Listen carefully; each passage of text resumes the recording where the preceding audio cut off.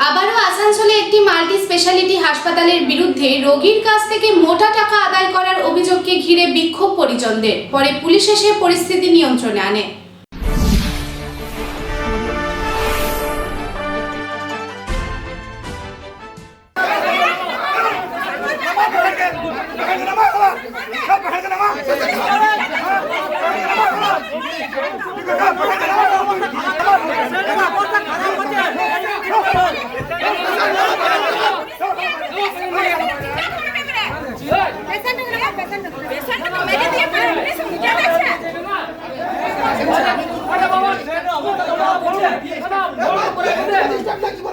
আসানসোলের এক বেসরকারি হাসপাতালে চিকিৎসার নামে লক্ষাধিক টাকা হাতিয়ে নেওয়ার অভিযোগে বিক্ষোভ। ঘটনাস্থলে পুলিশ।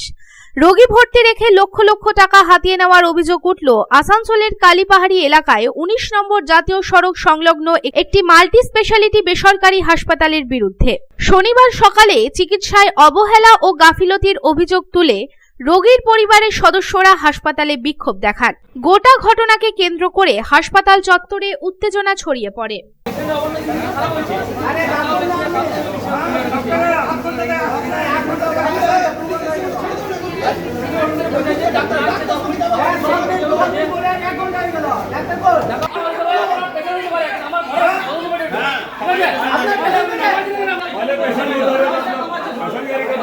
वही पहले आया था बोलने के लिए, वही बोला कि पैसा उतर दिया। अरे उतरने का टाइम था, अभी सर टाइम नहीं है।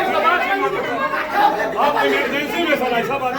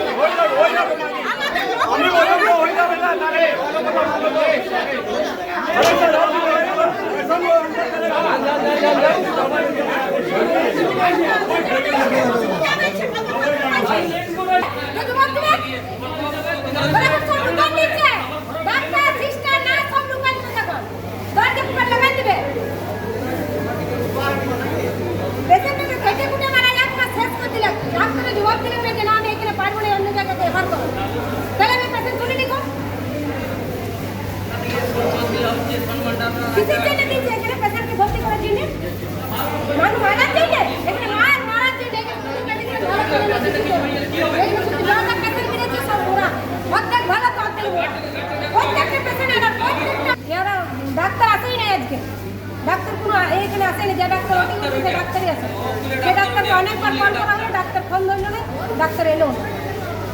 খবর পেয়ে আসানসোল দক্ষিণ থানার পুলিশ হাসপাতালে আসে। রোগীর পরিবারের সদস্যরা অভিযোগ করে বলেন, এখানে সঠিক চিকিৎসা করা হচ্ছে না। এখানে রোগীদের কেবল টাকার জন্য ভর্তি রাখা হয়, কিন্তু তাদের সঠিকভাবে চিকিৎসা করা হয় না। আধ ঘন্টার মধ্যে ডাক্তার আসবে বলছে, তবে ডাক্তার আসেনি। হাসপাতালে গাফিলতি দেখা যাচ্ছে। হাসপাতাল থেকে ডিসচার্জের কোনো কাগজ দেওয়া হয়নি। কি বললো ফার্স্ট টাইম যখন মোটামুটি আমি 10:30 নাগাদ আসি, আধ ঘন্টার মধ্যে ডাক্তার আসছে বলছি। তারপরে 11টা বাজে, তখনও বললো না আরও আধ ঘন্টা দাঁড়ান, ডাক্তার আসছে। তারপর যখন আরও কিছুক্ষণ পরে যায়, তখন বলছে ডাক্তার কলকাতায় আছে। ভাবুন এখানে গাফিলতিটা কতটা জায়গায় নেমেছে। ঠিক আছে, একবার দেখুন এখনো পর্যন্ত কত টাকা খরচা হয়েছে? এখনো মোটামুটি 4 থেকে 4.5 লক্ষ টাকার মতো হয়ে গেছে। তার কোনো কাগজপত্র আপনাদের? কাগজপত্র ওই শুধুমাত্র ওষুধের বিলগুলো আছে, বাকি এখন আপাতত কিছু নেই। আর সব থেকে বড় জায়গা যে আমাদেরকে কাগজে দেখাচ্ছে, থানা এসে পরে আমাদেরকে দেখাচ্ছে যে 3বার ডিসচার্জ হয়েছে। আমাদের কাছে কোনো ডিসচার্জের কোনো কাগজ আমাদেরকে দেয়নি। আর ডিসচার্জ মানে ডিসচার্জ হলে তো আপনাকেই নিয়ে যেতে হবে। হ্যাঁ, তাহলে এইখানে ভর্তি আছে কেন? যদি ডিসচার্জ হয়ে গেছে তাহলে পেশেন্ট এখানে কেন?